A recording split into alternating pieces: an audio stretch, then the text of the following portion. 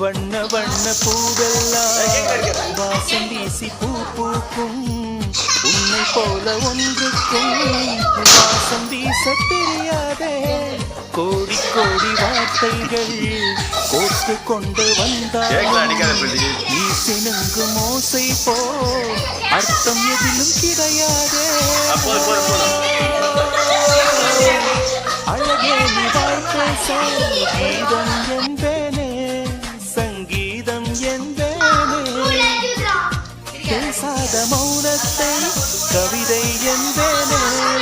புது கவிதை என்பேனே கடல் ஓரம் நீயும் வந்தால் புயல் வந்ததென்று அர்த்தம் நீ என்னை நீங்கி சென்றால்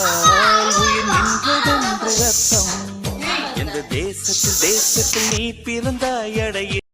உந்தன் குந்தல் ஈரத்தை